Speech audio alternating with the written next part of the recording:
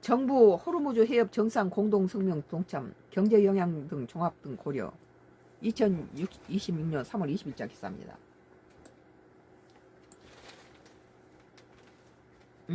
됐어요.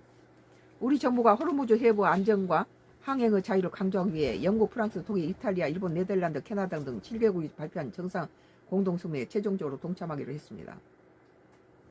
외국은 오늘 20일 우리 정부가 호르무즈 해협 관련 정상 공동성명에 참여하기로 결정했다고 공식 발표했습니다. 이것은 혼자라서 외톨이로 나간 것보다 공동으로 이게 대치한 게 좋다, 나는 그렇게 생각해요. 외교부는 이번 결정은 국제해상교통로의 안전과 항행의 자유에 대한 우리 정부의 기본 입장과 국제사회의 동향, 호르무즈 해협 동항의 차질이 우리 에너지 수급과 경제에 미치는 직접적 영향 등을 종합적으로 고려한 결과라고 설명했습니다. 이어 이번 공동성명 참여는 호르무즈 해협 내 안전하고 자유로운 통항을 보장하기에 국제사회 노력에 기여하고자 하는 우리의 의지를 확인한다는 의지가 덧붙였습니다.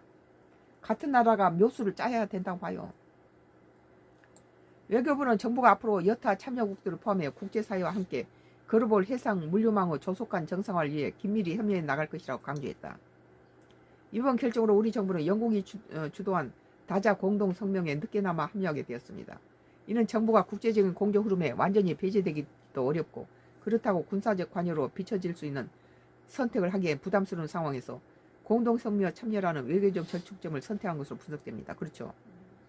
앞서 영국과 프랑스, 독일, 이탈리아, 네덜란드, 일본, 캐나다 등 7개국은 영국 현지 시각 기준 어제 19일 공동성명을 내고 이란군에 의한 호르무즈 해협의 사실상 폐쇄 등을 강력한 표현으로 규탄한다고 밝혔습니다. 또 자신들이 안전한 항로 확보를 위한 적절한 노력에 기여할 준비가 돼 있다고 강조했습니다. 뒤늦게라도 우리 한국이 갔다 여기에 참여한다는 건 잘한 거다 생각해요. 당초 우리 정부 역시 트럼프 미국 대통령 요청을 받은 이후 내부적으로 공동성명 참여 여부를 신중히 검토해 왔으며 영국 측이 예상보다 빠르게 성명 발표를 밀어붙이면서 내부적으로 당혹스러워하는 기류도 감지됐습니다. 앞서 캐나다 역시 영국 등 6개국이 먼저 발표한 이후 합류 사실을 확인한 것도 이러한 상황과 밀접한 관련이 있는 것으로 보입니다. 먼저 그들이 실행하는데 뒤에서라도 참여하는 거죠. 처음부터 이렇게 정부에도 고심이 많았을 거예요. 미국과 우리는 동맹이니까. 정부 관계자는 SBS 우리뿐만 아니라 다른 국가들도 내부 검토가 이루어지는 상황 속에서 영국이 주도 성명의 발표가 이루어진 것으로 알고 있다고 분위기를 전했습니다. 서로 고심하고 있는데 밀어붙인 거죠, 영국이. 왜냐하면은 트럼프가 또 뭐 관세로 또 집어넣겠다고 이런 식으로 되니까 그 전에 그들은 그린란드에 모집했다가 또 트럼프의 관세로